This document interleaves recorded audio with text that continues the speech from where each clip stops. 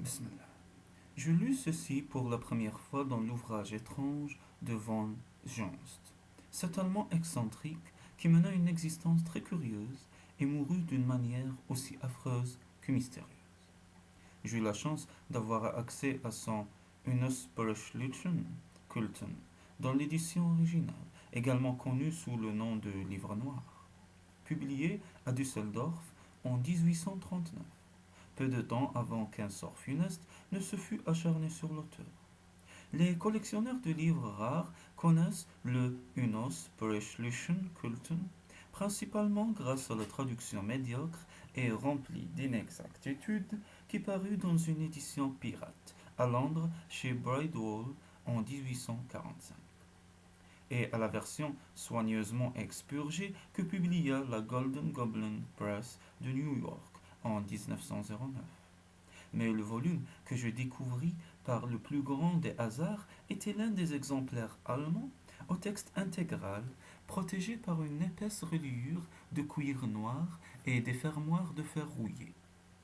Je doute qu'il en existe aujourd'hui plus d'une demi-douzaine dans le monde entier, car le tirage avait été très limité.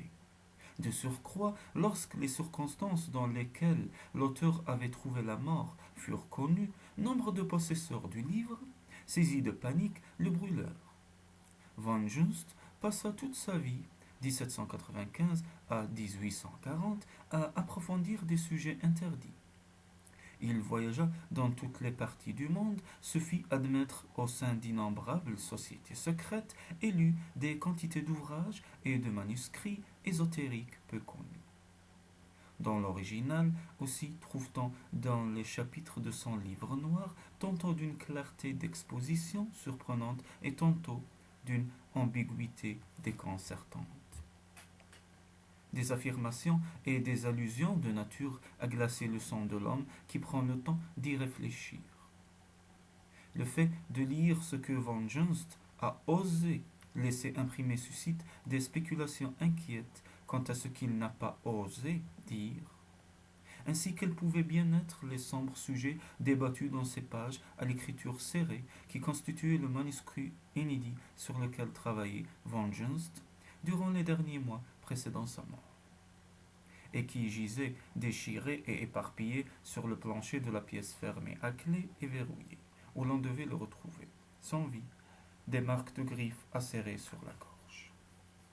Nous ne le saurons jamais, car l'ami intime de l'auteur, le français Alexis Lado, après avoir passé toute une nuit à reconstituer ces fragments puis à les lire, les réduisit en cendres et se trancha la gorge avec un rasoir.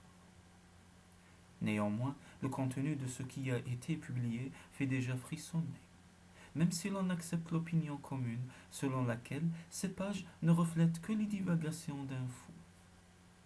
C'est là, parmi bien des choses étranges, que je trouvais la mention de la pierre noire, ce curieux et sinistre monolithe qui se dresse dans les montagnes de Hongrie et qui a donné naissance à un si grand nombre de légendes.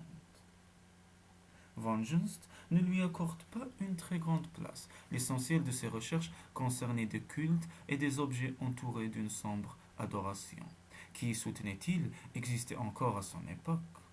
Et à ses yeux, la pierre noire était le symbole pardon,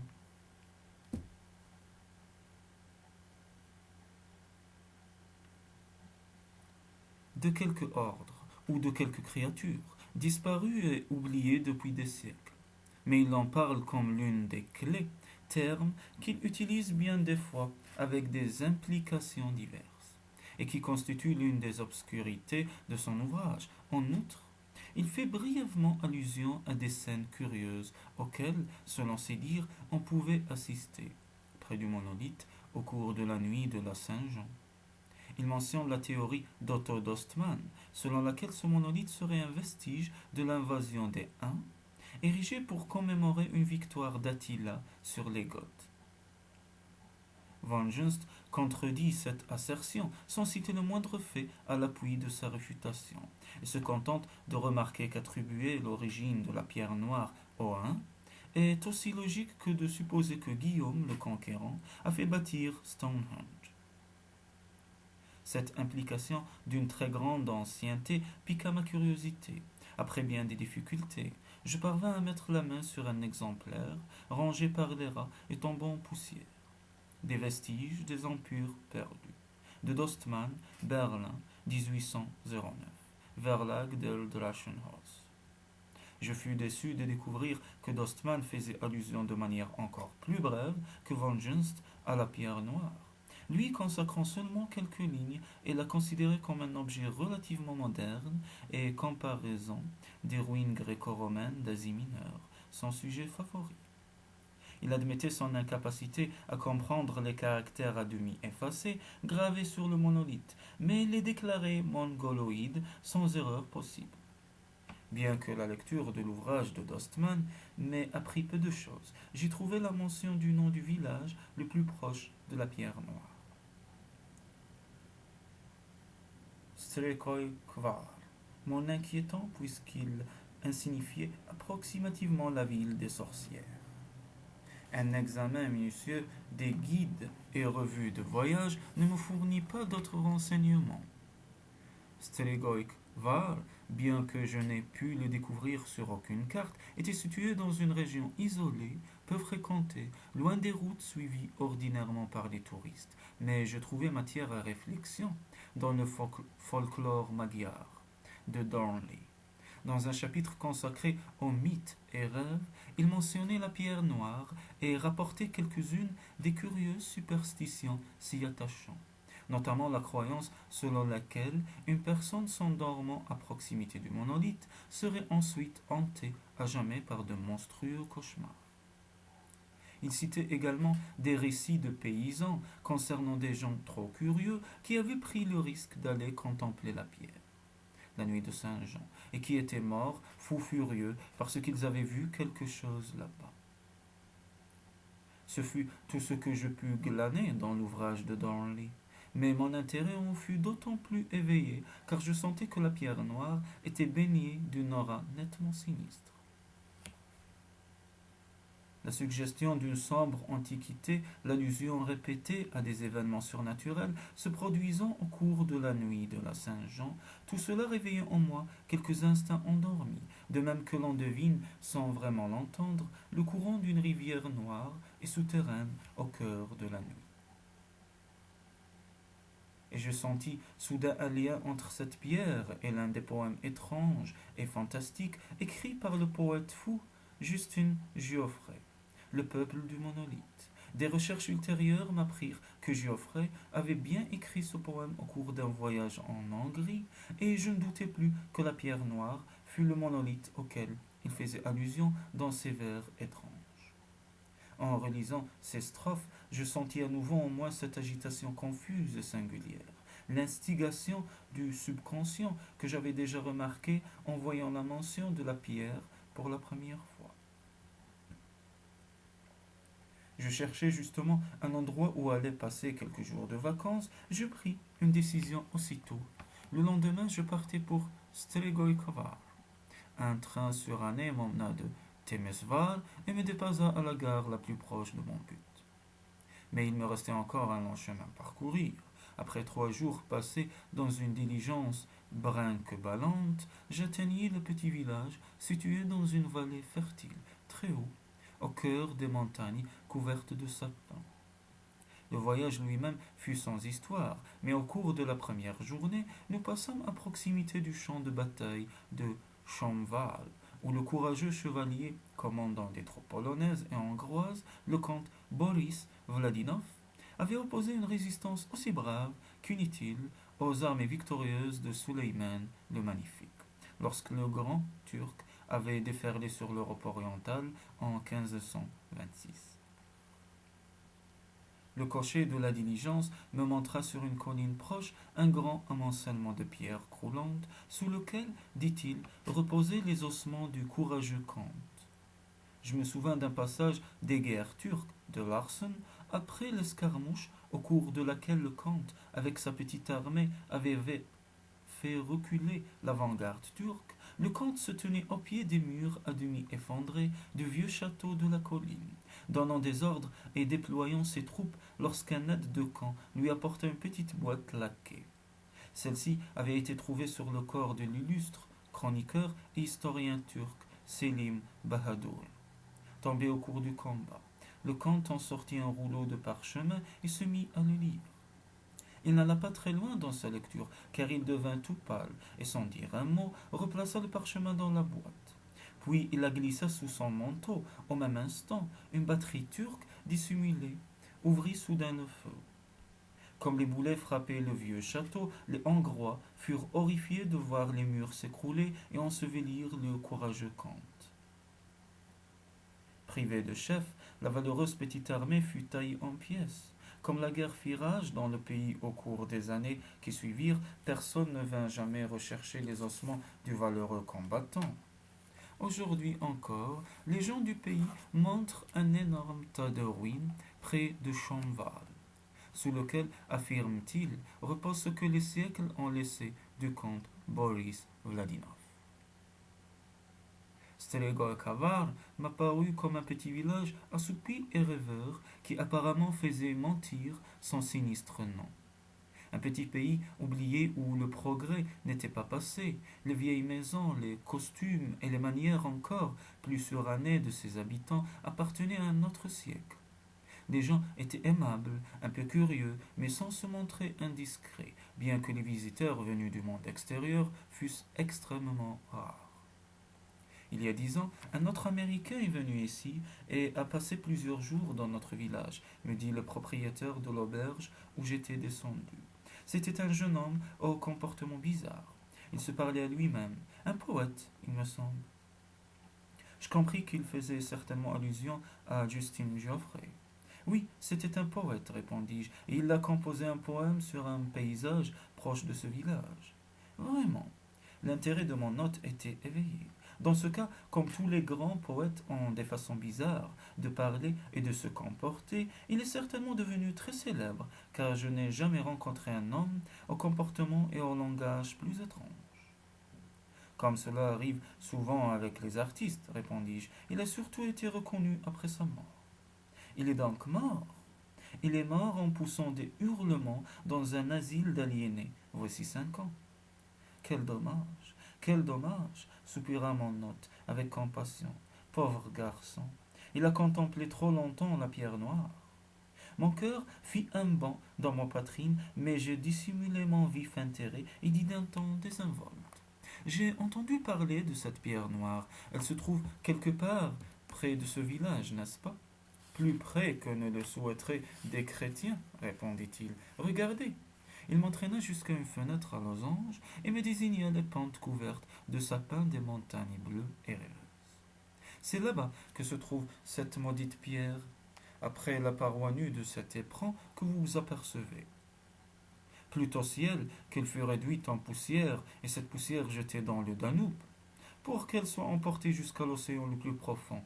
Jadis, des hommes ont tenté de la détruire, mais tous ceux qui ont porté un marteau ou une masse contre elle ont connu un sort funeste. C'est pourquoi les gens l'évitent à présent. Qu'a-t-elle donc de si magnifique? M'enquis-je avec curiosité. C'est une chose hantée par le démon. Lehlana, répondit-il, mal à l'aise, en frissonnant légèrement. Dans mon enfance, j'ai connu un jeune homme qui venait des vallées inférieures. Il se moquait de nos traditions. Dans sa témérité, il allait jusqu'à la pierre par une nuit de la Saint-Jean. Mais à l'aube, lorsqu'il revint en titubant au village, il était devenu muet et fou. Quelque chose avait ébranlé son cerveau et scellé ses lèvres. Jusqu'au jour de sa mort, qui survint peu après. Il n'ouvrit la bouche que pour proférer d'horribles blasphèmes ou produire des sons inarticulés. Mon propre neveu, quand il était tout petit, se perdit dans les montagnes et s'endormit dans les bois, à proximité de la pierre. À présent qu'il est devenu adulte, il est tourmenté par des rêves si affreux que certaines fois, il pousse des cris atroces dans la nuit et se réveille en sursaut, couvert d'une sueur glacée. Mais parlons d'autre chose, Mainhern. Il n'est pas bon de trop s'attarder sur de tels sujets. Je fis quelques remarques sur l'ancienneté évidente de l'auberge et il me répondit avec orgueil. Les fondations ont plus de 400 ans. La maison d'origine a été la seule de tout le village à n'avoir pas brûlé de fond en comble lorsque les démons, Alehmlana, de Suleiman franchir les montagnes à fondir sur notre vallée. C'est ici, dit-on, que le chroniqueur Selim Bahadur s'était installé tandis qu'il faisait ravager le pays alentour. J'appris alors que les habitants actuels de Strego-Kavar n'étaient pas les descendants des gens qui y avaient vécu avant l'incursion turque de 1526. Les musulmans victorieux n'avaient laissé derrière eux aucun être vivant dans ce village comme dans la région avoisinante. Hommes, femmes et enfants, ils les avaient tous massacrés en un rouge holocauste, laissant sur leur passage un pays silencieux et totalement désert sur des lieux à la ronde. Ceux qui vivaient aujourd'hui à Strego et Kavar étaient les descendants de hardis colons, venus d'autres vallées pour reconstruire le village en ruine, une fois les Turcs repoussés. Mon hôte parlait sans trop de ressentiment de l'extermination des premiers habitants du village et j'appris que ses ancêtres des vallées inférieures avaient éprouvé plus de haine et d'aversion pour les montagnards que pour les Turcs. Il se montra assez vague quant aux causes de cette inimité, disant que les premiers habitants de Strego et Kavar avaient coutume d'effectuer des incursions furtives vers les basses terres afin d'enlever des jeunes filles et des enfants. En outre, il affirmait qu'ils n'étaient pas du même sang que les gens de sa race. La robuste souche originelle, magyare et slave, s'était mélangée à la suite de mariages fréquents à un peuple primitif et dégénéré, jusqu'à ce que l'une et l'autre soient confondues en un amalgame fort déplaisant. Qui étaient ces indigènes? Il n'en avait pas la moindre idée, mais soutenait qu'il s'agissait de païens qui avaient vécu dans les montagnes depuis des temps immémoriaux, bien avant la venue des peuples conquérants. J'attachais peu d'importance à ce récit, j'y vois seulement un parallèle à l'amalgame des tribus celtes et des indigènes d'origine méditerranéenne. Celui-ci s'était produit dans les collines de Galloway et avait eu pour résultat l'apparition d'une race mélangée, les Pictes, qui occupent une place si importante dans les légendes d'Écosse. Le temps a eu un effet curieux sur le folklore. Les récits concernant les Pictes se sont mêlés aux légendes se rapportant à une race mongoloïde plus ancienne, à tel point que, finalement, on a attribué aux Pictes l'aspect répugnant des primitifs aux jambes courtes dont l'individualité s'est effacée, avant d'être oubliée et a été confondue à tort avec celle des Pictes. Comme ces histoires étaient transmises de génération en génération.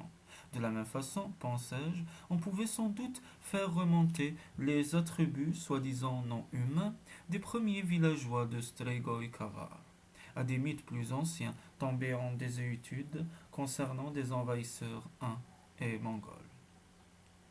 Le matin qui suivit mon arrivée, je demandai à mon hôte de m'indiquer le chemin, ce qu'il fit d'un air préoccupé, et je partis à la recherche de la pierre noire. Quelques heures de marche sur les pentes couvertes de sapins m'amenèrent devant la paroi abrupte de l'escarpement rocheux qui saillait du flanc de la montagne. Un sentier étroit y conduisait en serpentant, et tout en le suivant, je contemplais la paisible vallée de Strego et Kavar. Elle semblait somnoler, protégée de chaque côté par d'imposantes montagnes bleues. On n'apercevait ni cabane, ni le moindre signe de présence humaine entre l'escarpement sur lequel je me trouvais et le village. Je vis un certain nombre de fermes disséminées dans la vallée, mais toutes se trouvaient de l'autre côté de Strego et Kavar, et le village lui-même paraissait se tenir à l'écart des pentes sombres qui dissimulaient la pierre noire. Le fait de l'escarpement formait une sorte de plateau couvert d'un bois épais. Je me frayai un chemin à travers la végétation dense sur une courte distance et arrivai dans une large clairière. Au centre de cette clairière se dressait une pierre noire à l'apparence sinistre. De forme octogonale, elle mesurait quelques 16 pieds de haut sur 1,5 pied de large. De toute évidence, elle avait été parfaitement polie autrefois, mais elle était à présent fortement entaillée, comme si on avait fait de sauvages efforts pour la détruire. Néanmoins, les marteaux n'avaient réussi qu'à faire sauter de tout petits éclats et à rendre illisibles les caractères qui avaient jadis recouvert le monolithe, en une longue spirale l'enveloppant et s'élevant jusqu'à son faîte. Jusqu'à une dizaine de pieds de haut, ces lettres étaient presque entièrement détruites, si bien qu'il était très difficile d'en définir la direction. Elles étaient plus nettes à partir de ce point. Je parvins à grimper un peu et les examiner de plus près. Toutes étaient plus ou moins effacées, mais je me rendis compte très vite qu'elles ne symbolisaient aucun langage dont on se souvienne aujourd'hui sur cette terre. Tous les hiéroglyphes connus des chercheurs et des philologues me sont assez familiers. Aussi puis-je affirmer avec certitude que ces caractères ne ressemblaient en rien à ceux que j'avais pu lire ou dont j'avais entendu parler. Je me souvins alors des signes grossièrement gravés sur un rocher gigantesque et étrangement symétrique, qui se dressait dans une vallée perdue du Yucatan. Je les avais vus de mes propres yeux, et c'étaient ceux qui s'approchaient le plus de ces caractères. Lorsque j'avais montré ces marques à mon compagnon, un archéologue, il avait soutenu qu'elles étaient soit le fait des intempéries, soit l'œuvre d'un Indien gardant son troupeau. J'insistais et lui exposai ma théorie. Ce rocher était en fait la base d'une colonne depuis longtemps disparue. Mais il se contenta de rire, attirant mon attention sur les dimensions de cette hypothétique colonne. Si l'on s'en tenait à n'importe quelle règle connue de symétrie architecturale, elle aurait dû mesurer plus de 1000 pieds de haut. Cet argument ne m'avait pourtant pas convaincu. Je ne dirais pas que les caractères de la pierre noire étaient semblables à ceux du rocher colossal du Yucatan, mais ceux-ci évoquaient cela. Quant à la manière du monolithe, elle me déconcertait également. La roche qui le constituait était d'un noir à l'éclat sombre, aux endroits où elle n'était ni entaillée ni rugueuse. La surface produisait une curieuse illusion de semi-transparence. Je passai la plus grande partie de la matinée à examiner le monolithe, puis repartis perplexe. Je ne parvenais pas à trouver le moindre lien entre la pierre et tout autre objet façonné découvert de par le monde. C'était comme si le monolithe avait été érigé par des mains étrangères, en une ère lointaine, en dehors de toute connaissance humaine. Je revins vers le village. Mon intérêt ne s'était nullement affaibli. À présent que j'avais vu ce curieux monument, j'éprouvais un désir encore plus vif de poursuivre mes recherches plus avant et de tenter d'apprendre par quelle main étrange et dans quel but tout aussi étrange la pierre noire avait été érigée à une époque très lointaine. J'allais trouver le neveu de l'aubergiste et l'interroger au sujet de ses rêves, mais ses réponses furent très vagues, malgré son désir de m'être agréable. Il acceptait volontiers d'en parler, mais était incapable de les décrire avec précision. Il faisait toujours les mêmes rêves, ceux-ci avaient une netteté hideuse sur le moment, mais ne laissaient aucune impression distincte dans son esprit. Une fois réveillé, il s'en souvenait comme de cauchemars chaotiques où d'immenses feux tourbillonnaient et lançaient des langues de flammes rougeoyantes. Et où un noir tambour battait continuellement, il n'avait gardé qu'un souvenir précis au cours de l'un de ses rêves.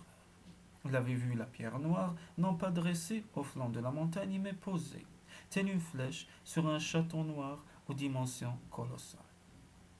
Quant au reste des villageois, je les trouvais peu enclins à parler de la pierre, à l'exception de l'instituteur. Un homme d'une culture surprenante, qui passait plus de temps à parcourir le monde que n'importe lequel de ses concitoyens. Il se montra très intéressé par ce que je lui appris des remarques de Van Junst au sujet de la pierre, et donna entièrement raison à l'auteur allemand à propos de l'ancienneté supposée du monolithe. Il croyait qu'il y avait eu autrefois une colonie de sorciers dans la région. Les premiers habitants avaient fort bien pu participer à ce culte de la fertilité qui avait menacé un temps les fondements de la civilisation européenne, donnant naissance à toutes ces histoires de sorcellerie. Il cita le nom même du village pour étayer son hypothèse. Ce dernier ne s'appelait pas Strigoi Kavar, à l'origine, me dit-il. Selon les légendes, les fondateurs l'avaient appelé Xutultan, qui était le nom autochtone du site sur lequel les maisons avaient été bâties, bien des siècles auparavant. Ce renseignement suscita en moi une fois de plus un sentiment de malaise indescriptible. Ce nom barbare ne suggérait pas le moindre lien avec les races scythes, slaves ou mongols. dont le peuple de ces montagnes aurait dû descendre normalement. Que les Magyars et les Slaves des vallées inférieures aient considéré les premiers habitants du village comme les adeptes d'un culte de sorcellerie était confirmé, poursuivit l'instituteur par le nom qu'il lui avait donné, nom demeuré en usage même après que les premiers bâtisseurs eussent été massacrés par les Turcs. Et le village reconstruit par des gens d'une race plus pure et plus saine. Il ne pensait pas que les membres du culte avaient érigé le monolithe, mais il était persuadé qu'ils l'avaient choisi pour centre de leur activité impie. Se référant aux vagues légendes qui remontaient à une époque antérieure à l'invasion turque. Il avançait une théorie selon laquelle les villageois dégénérés l'auraient utilisé comme une sorte d'autel pour pratiquer des sacrifices humains. Les victimes étant des jeunes filles et des bébés volés à ses propres ancêtres des basses vallées. Il n'accordait aucun crédit aux récits mythiques d'événements bizarres survenus pendant les nuits de la Saint-Jean et écartait avec mépris la curieuse légende concernant une étrange déité que le peuple sorcier de Xucletan aurait invoquée à l'aide de chants et de rituels sauvages, de flagellation et d'immolation. Il n'était jamais allé jusqu'à la pierre la nuit de la Saint-Jean, me dit-il, mais il le ferait sans crainte. Ce qui avait pu exister ou se produire en ce lieu dans le passé avait disparu depuis longtemps, recouvert par les brumes du temps et de l'oubli. La pierre noire avait perdu toute signification, et n'était plus qu'un trait d'union avec un passé mort et dénué d'intérêt. Ce fut au retour d'une visite que j'avais faite à cet instituteur un soir, une semaine environ après mon arrivée à Strigoi Kavar, que je me souvins brusquement que c'était la nuit de la Saint-Jean, la nuit même à laquelle les légendes faisaient allusion, adornant la pierre noire de faits sinistres. Je m'éloignai de la taverne et traversai le village. Le silence régnait dans Strigoi Kavar. Les villageois se couchaient de bonne heure. Je ne rencontrais personne tandis que je sortais rapidement du village et montais entre les sapins qui dissimulaient les pentes aux ténèbres chuchotantes. C'était la pleine lune, l'astre d'argent flottait au-dessus de la vallée, baignant les rochers et les flancs de la montagne d'une étrange lumière, soulignant de noir toutes les ombres. Nul vent ne soufflait parmi les sapins, mais un bruissement et un murmure, mystérieux et intangible, étaient perceptibles au loin. Assurément, par de telles nuits dans les siècles passés, me souffla mon imagination fantasque, des sorcières nues, chevauchant leurs balais magiques, avaient dû survoler cette vallée, poursuivies par des démons familiers au cri moqueur. J'atteignis les falaises et fus quelque peu troublé de remarquer que la clarté trompeuse de la lune leur donnait une apparence subtile que je n'avais pas notée auparavant dans cette curieuse lumière. Elle ressemblait moins à des éperons naturels qu'aux ruines de remparts cyclopéens et titanesques, saillant de la pente de la montagne. Rejetant peine cette hallucination, j'arrivai sur le plateau et hésitai un instant avant de m'engouffrer dans l'obscurité inquiétante des bois. Une sorte de tension inanimée recouvrait les ombres, tel un monstre invisible retenant sa respiration, de crainte d'effaroucher sa proie et de la mettre en fuite. Je chassais cette sensation bien naturelle si l'on considérait l'étrangeté de ce lieu et sa réputation maléfique, et me frayai un chemin à travers bois. J'eus alors l'impression très déplaisante d'être suivi. Puis, m'étant arrêté un instant, j'eus la certitude qu'une chose visqueuse et inconsistante avait frôlé mon visage dans l'obscurité. J'arrivai dans la clairière et vis le grand monolithe se dressant de toute sa hauteur sinistre parmi les herbes.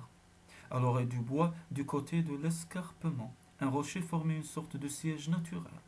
Je m'y assis, songeant que c'était sans doute à cet endroit que le poète fou, Justin Geoffrey, avait composé son fantastique peuple du monolithe.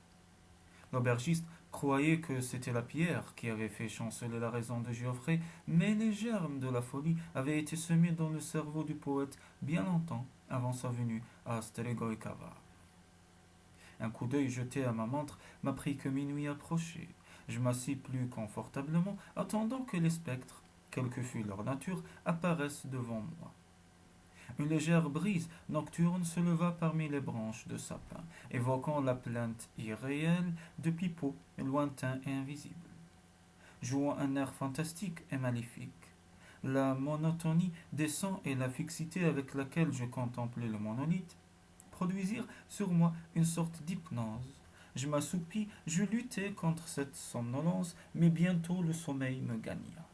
Le monolithe parut, se balancer et danser, se déformer étrangement sous mon regard. Puis je m'endormis.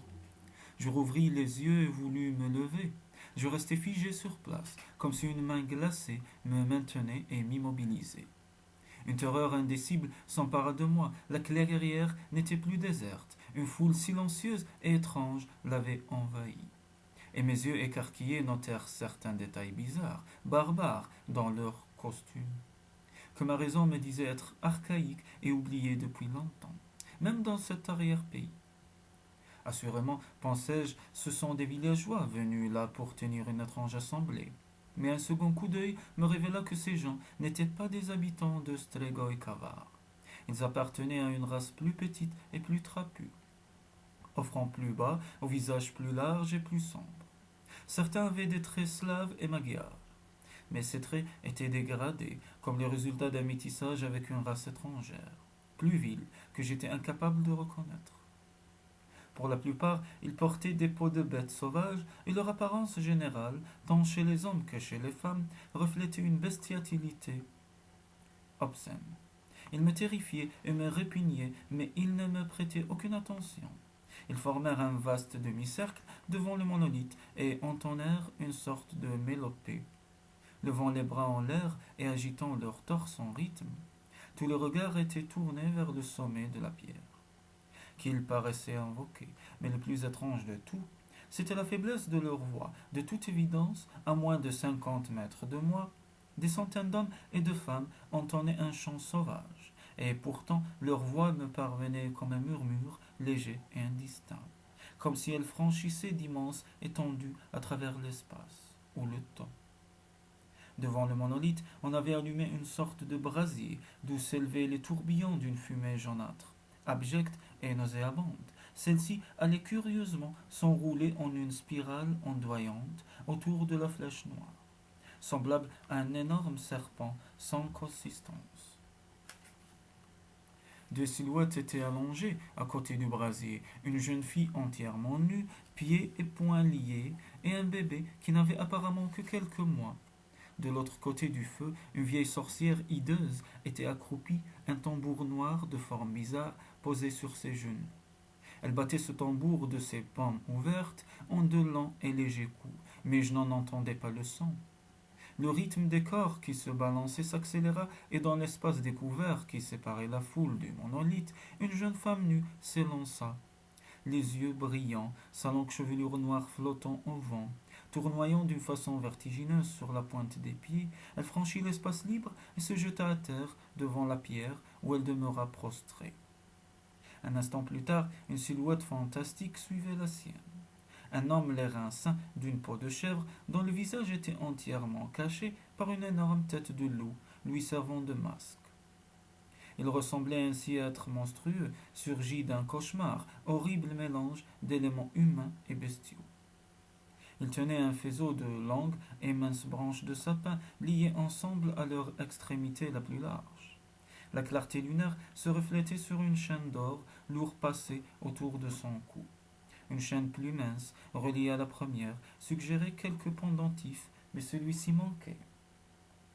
Les fidèles agitèrent leurs bras avec violence et leurs cris parurent redoublés, tandis que cette créature grotesque s'élançait vers l'espace découvert, en faisant des bonds et des cabrioles extraordinaires.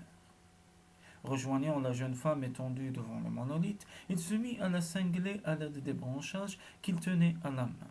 Elle se releva d'un banc et commença à virevolter et à tournoyer, exécutant la danse la plus sauvage et la plus incroyable que j'aie jamais vue. Son tortionnaire dansait avec elle, maintenant le rythme sauvage. Il suivait chacune de ses pirouettes et de ses bonds, tout en faisant pleuvoir sans relâche des coups cruels sur son corps nu. À chaque coup, il criait un mot unique, encore et encore, que toute l'assistance reprenait à son tour. Je voyais le mouvement de leurs lèvres, le léger et lointain murmure de leur voix se fonder, fusionner à présent en un même cri, lancé à distance, répété sans cesse en une extase frénétique.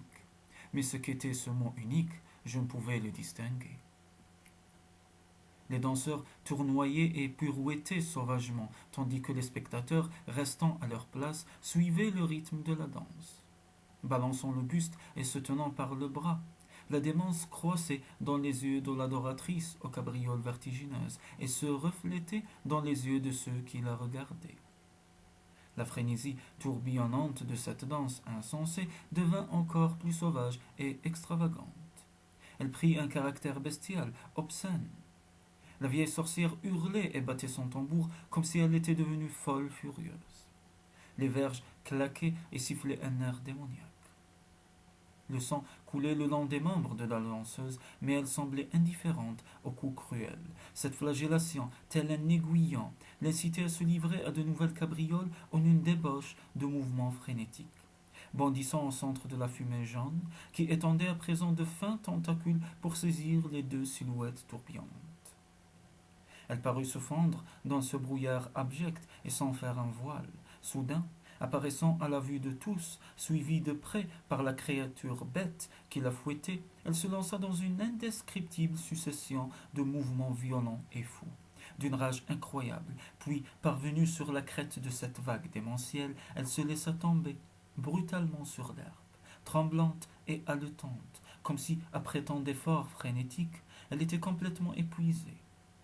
Les verges continuèrent de la frapper avec la même violence et la même intensité. Elle entreprit de ramper sur le ventre et de se traîner vers le monolithe.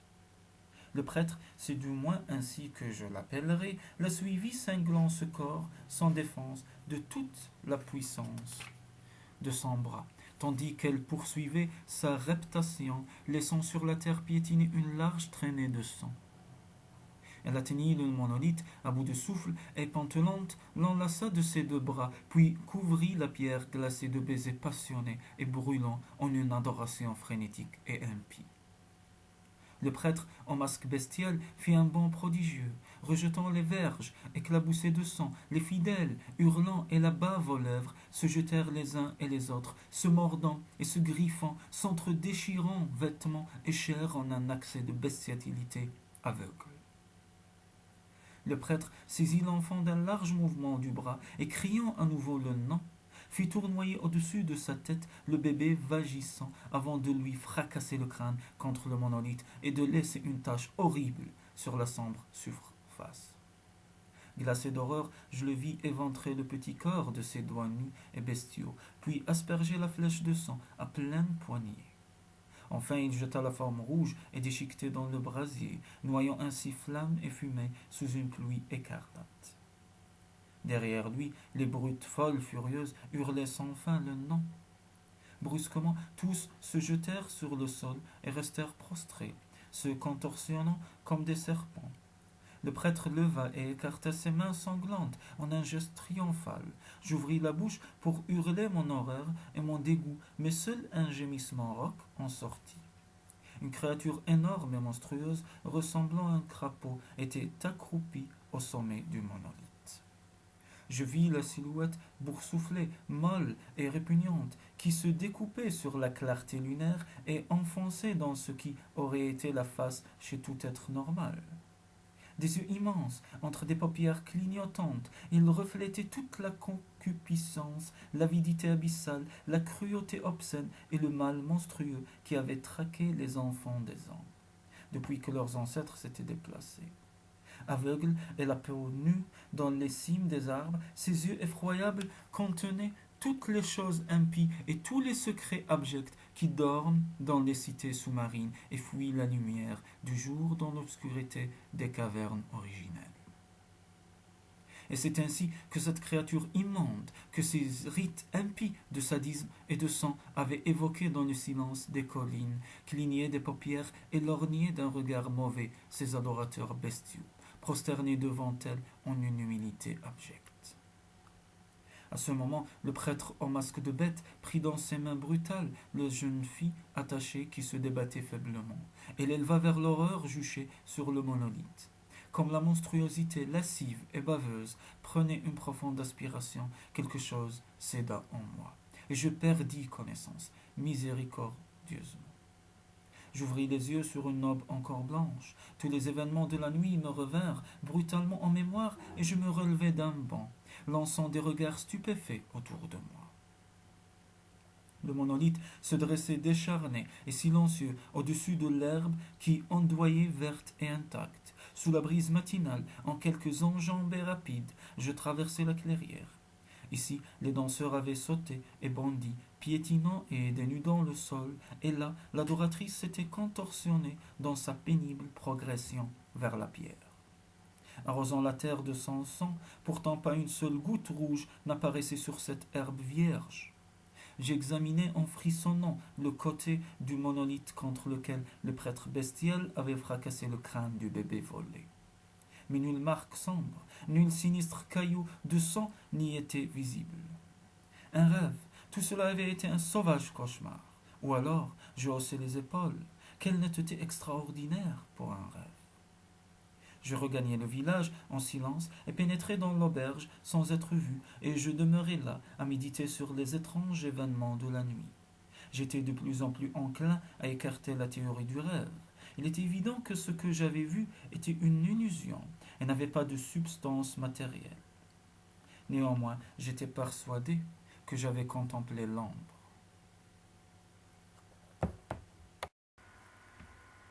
Le reflet d'une scène atroce qui s'était déroulée en des temps lointains. Mais comment m'en assurer? Quelle preuve pouvais-je découvrir pour me montrer que cette vision avait été celle d'une assemblée de spectres impurs plutôt qu'un cauchemar issu de mon propre cerveau? Comme pour me fournir une réponse, un nom jaillit dans mon esprit. Selim Bahadur. Selon la légende, cet homme, soldat autant que chroniqueur, avait commandé une partie de l'armée de Sulayman, celle qui avait dévasté Strego et Kavar. Cela paraissait vraisemblable, et s'il en avait été ainsi, Selim Bahadur avait dû aller tout droit de cette région ravagée jusqu'au sanglant champ de bataille de Shomvar, pour y trouver la mort. Je me levai d'un bond et poussai un cri. Ce manuscrit prit sur le corps du Turc qui avait fait frémir d'horreur le comte Boris. N'aurait-il pu contenir le récit de ce que les Turcs conquérants avaient trouvé à Strego et Kavar? Par quoi d'autre les nerfs d'acier de l'aventurier polonais auraient-ils pu être ébranlés, et comme nul n'était jamais venu rechercher les ossements du comte? La boîte laquée avec son mystérieux contenu se trouvait encore sous les ruines qui recouvraient Boris Vladimov. Cela ne faisait aucun doute. Je rassemblai mes affaires et bouclai mon sac de voyage avec une hâte fébrile. 3 jours plus tard, je me retrouvai installé dans un petit village à quelques miles de l'ancien champ de bataille. Et lorsque la lune se leva, je m'attaquai avec une ardeur sauvage au grand tas de pierres se désagrégant au sommet de la colline. C'était une tâche éreintante. En y repensant aujourd'hui, je ne saurais dire comment je parvins à la mener à bien que j'eusse peiné sans me reposer un instant, depuis le lever de la lune jusqu'à l'aube. Comme le soleil apparaissait, je dégageai le dernier monceau de pierre et contemplai les restes mortels du comte Boris Vladimov. Quelques débris pitoyables d'ossements tombant en poussière, et parmi eux, écrasés et ayant perdu sa forme originelle. Une boîte que son couvercle laqué avait protégée d'une complète décomposition à travers les siècles.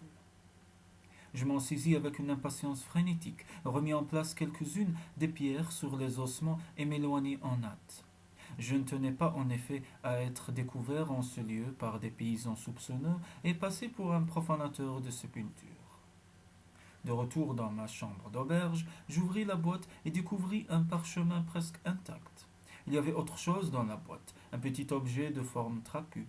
Enveloppé dans de la soie, j'étais follement impatient de sonder les secrets de ces pages jaunies. Mais la fatigue me l'interdit. Je n'avais guère dormi depuis mon départ de Strego et Kavar, et les terribles efforts que j'avais fournis la nuit précédente eurent raison de ma résistance. Je fus contraint malgré moi de m'allonger sur le lit et je ne m'éveillai pas avant le coucher du soleil. J'avalai un souper rapide, puis à la lumière vacillante d'une chandelle commençai à lire les caractères turcs bien dessinée qui couvrait le parchemin. C'était un travail difficile, car je ne suis pas très versé dans cette langue et le style archaïque du récit me déroutait. Néanmoins, tout en progressant laborieusement, un mot ici, une phrase là, une horreur croissante s'empara insidieusement de moi. J'appliquai farouchement toute mon énergie à cette tâche, et comme le récit devenait plus clair et revêtait une forme plus tangible, mon sang se glaça dans mes veines, mes cheveux se dressèrent sur ma tête et ma langue se colla contre mon palais. Tout ce qui se trouvait à l'extérieur de la pièce prit part à la démence abominable de ce manuscrit infernal. Les bruits nocturnes des insectes et des créatures des bois se changèrent en des murmures affreux et en des piétinements furtifs de goules immondes. Le souffle léger du vent devint le ricanement obscène de quelques créatures maléfiques convoitant les âmes des hommes. Lorsque l'aube grise se glissa finalement par la fenêtre à losange, je reposai le manuscrit, pris l'objet et le dépouillai de son enveloppe de soie, tandis que je le fixais avec des yeux hagards. Je compris qu'il constituait la preuve irréfutable de la réalité de toute cette affaire, même si l'on eût douté de la véracité de ce manuscrit terrifiant. Je replaçai les deux objets obscènes dans la boîte et ne voulus ni prendre du repos, ni dormir, ni manger avant que le coffret les contenant n'ait été lesté de pierres et jeté au plus fort du courant du Danube. Avec l'aide de Dieu, subhanahu, j'espère que le fleuve les a remportés en enfer, d'où ils étaient sortis. Ce n'était pas un rêve que j'avais fait la nuit de la Saint-Jean dans les collines de Strego Cavar. Heureusement pour lui, Justine Geoffrey ne s'était attardée en cet endroit qu'en plein jour, et il avait poursuivi sa route. S'il avait contemplé cette horrible assemblée, son cerveau se serait détraqué bien plus tôt qu'il ne le fit. Comment ma propre raison ne m'abandonna-t-elle pas, je ne saurais le dire. Non, ce n'était pas un rêve. J'avais vu un groupe abject d'adorateurs, morts depuis longtemps, et surgis de l'enfer pour célébrer leur rite infâme, comme jadis. Des fantômes qui s'étaient prosternés devant un fantôme, car l'enfer avait depuis longtemps réclamé leur dieu immonde. Par quelle alchimie impure, quelle sorcellerie païenne les portes de l'enfer s'ouvrent-elles au cours de cette nuit mystérieuse, je l'ignore, mais je l'ai vu de mes propres yeux. Et je sais que ce ne sont pas des êtres vivants que j'ai aperçus cette nuit-là, car le manuscrit rédigé avec soin par Selim Bahadur rapportait en détail ce que lui et ses pillards avaient trouvé dans la vallée de Stregoïkava. Poursuivant ma lecture, j'appris les obscénités blasphématoires que la torture avait arrachées dans les hurlements aux lèvres des adorateurs. Et je lus également ce qu'il était dit de la caverne noire, sinistre et oubliée, tout en haut des collines où les Turcs horrifiés avaient cerné une créature monstrueuse et boursouflée, semblable à un crapaud et se traînant sur le sol, et comment il l'avait tué par le feu, par un acier très ancien, béni autrefois par Mohammed par des incantations enfin déjà antiques lorsque l'Arabie était jeune. Et la main sûre du vieux Selim avait tremblé lorsqu'il avait consigné les hurlements d'agonie cataclysmique. Des hurlements qui firent trembler la terre, de cette monstruosité qui ne mourut pas seule. En effet, une dizaine de ses exécuteurs périrent avec elle, en des circonstances que Selim ne voulait ou ne pouvait rapporter.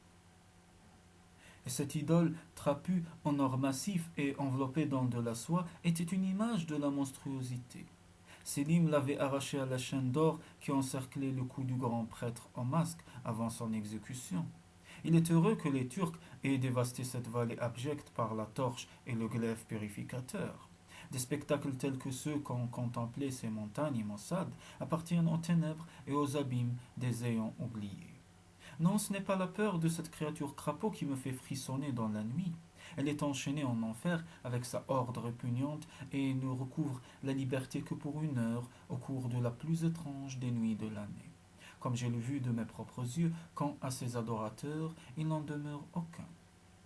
Mais c'est le fait de me rendre compte que de telles créatures ont pu autrefois convoiter les âmes des hommes et bondir sur eux, telles des bêtes fauves, alors une sueur glacée perle à mon front, et j'ai peur de me plonger à nouveau dans l'étude de l'ouvrage abominable de Von Junst. car maintenant je comprends son emploi répété du mot clé, en vérité des clés pour les portes menant au dehors, des chaînons reliant à un passé répugnant, et qui sait, à des sphères répugnantes du présent.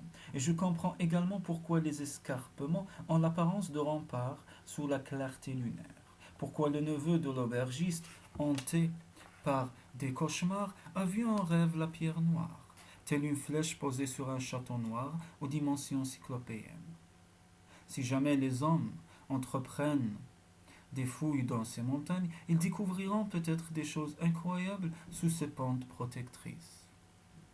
Car la caverne où les Turcs prirent au piège la chose n'était pas en fait une caverne, et je frémis en songeant au gouffre gigantesque d'Éon qui sépare sans doute notre époque moderne du temps où la terre, agitée de secousses, souleva telle une vague ces montagnes bleues qui, tout en se dressant, contenaient en leur sein des choses inimaginables. Fasse le ciel que nul homme ne cherche jamais à déraciner cette flèche effroyable que l'on nomme la pierre noire. Une clé, oui, c'est bien une clé, symbole d'une horreur oubliée. Cette horreur s'est évanouie dans les limbes d'où elle était sortie, en rampant répugnante dans l'aube noire de la terre. Mais qu'en est-il des autres éventualités diaboliques auxquelles Van Junst a fait allusion dans son ouvrage?